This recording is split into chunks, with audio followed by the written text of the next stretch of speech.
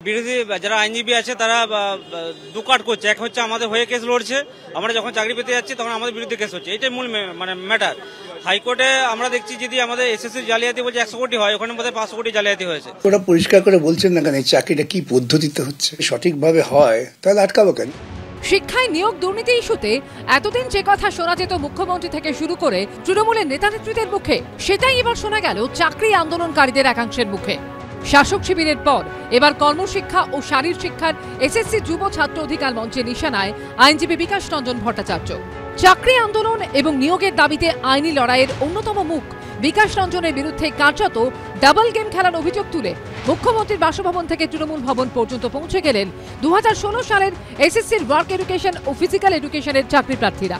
কর্মশিক্ষা ও শারীর শিক্ষার এসএসসি যুব ছাত্র অধিকার মঞ্চের দাবি, পরীক্ষার বিজ্ঞপ্তি জারি হয়েছিল 2016 সালে, পরীক্ষা হয়েছিল পরের বছর। 2018 সালে ফল প্রকাশ হয়। 2022 সালে কাউন্সেলিং এর মাধ্যমে স্কুল পান তারা। চাকরি প্রার্থীদের অভিযোগ, ওই বছরই নভেম্বর মাসে বিকাশ রঞ্জন ভট্টাচার্যর করা একটি মামলায় তাদের নিয়োগ আটকে যায়। শুনানির পর শুনানি হয়ে চললেও 15 মাস ধরে বিষয়টি ঝুলে রয়েছে বলে অভিযোগ চাকরি প্রার্থীদের। শনিবার রাত থেকেই শুরু হয়েছিল তাদের দরজায় দরজায় গিয়ে দরবার। শনিবার প্রথমে কলকাতা হাইকোর্টের বিচারপতি বিশ্বজিৎ বসুর বেলেঘাটার বাড়ির সামনে দরবার করতে যান 2016 সালের এসএসসির ওয়ার্ক এডুকেশন ও ফিজিক্যাল এডুকেশনের চাকরি প্রার্থীরা। সেখান থেকে রাজ্যের অ্যাডভোকেট জেনারেল কিশোর দত্তের ঢাকুরিয়ার বাড়ির সামনে হাজির হন তারা। পরে যান সুকিয়া স্ট্রিটে তৃণমূলের রাজ্য সাধারণ সম্পাদক কুণাল ঘোষের বাড়িতে। কারোর দেখা না পেয়ে শেষ পর্যন্ত লেক থানায় পুলিশের কাছে ডেপুটেশন দেন চাকরি প্রার্থীরা।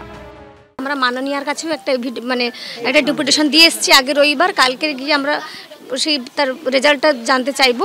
তবে স্যারের কাছে এটা মানবিক দিক থেকে এসেছি, এখানে কোনো আমরা বিক্ষোভ কর্মসূচি দেখাতে আসিনি। ঘোষিত কর্মসূচি মতো এই দিন প্রথমে হাজরা মোড়ে জমায়েত করেন এসএসসি 2016 সালের শারীর শিক্ষা ও কর্মশিক্ষা চাকরি প্রার্থীরা। এসএসসি যুব ছাত্র অধিকার মঞ্চের ফেস্টুনে মিথ্যা মামলার অভিযোগের পাশাপাশি ছিল আইনজীবী বিকাশ রঞ্জন ভট্টাচার্যর ছবি। আন্দোলনকারীদের 4 জন প্রতিনিধিকে গাড়িতে তুলে তাদের মুখ্যমন্ত্রী মমতা বন্দ্যোপাধ্যায়ের কালীঘাটের বাসভবনে পৌঁছে দেয় পুলিশ। সেখানে মুখ্যমন্ত্রীর ওএসডির সঙ্গে বৈঠক করেন তারা। বৈঠক শেষে বেরিয়ে চাকরি প্রার্থীরা দাবি করেন রাজ্যের অ্যাডভোকেট জেনারেল তাদের মামলায় হলফনামা জমা দেওয়ার আশ্বাস দিয়েছেন। আমরা অবশ্য আশ্বস্ত, কারণ উনি স্যার বরাবরই আমাদের সাথে আছেন, আমাদের পাশে আছেন, উপরন্ত ম্যাডামও আমাদের বিষয়ে দেখছেন। অবশ্যই আমরা আশ্বস্ত যে 7 তারিখে আমরা বেরিয়ে যাব। মুখ্যমন্ত্রীর বাড়ি থেকে বেরিয়ে সোজা তৃণমূল ভবনে চলে যান চাকরি প্রার্থীরা। সেখানে তৃণমূলের রাজ্য সাধারণ সম্পাদক কুণাল ঘোষের সঙ্গে বৈঠক করেন তারা।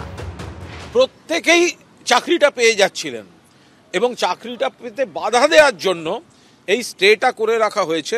ফলে কলকাতা হাইকোর্টের মহামান্য বিচারপতিদের কাছে আমাদের স্বনির্বন্ধ অনুরোধ, অন্য কোনো মামলার স্টে অর্ডারের সঙ্গে এই শারীর শিক্ষা কর্মশিক্ষা বিভাগের কোনো সম্পর্ক নেই।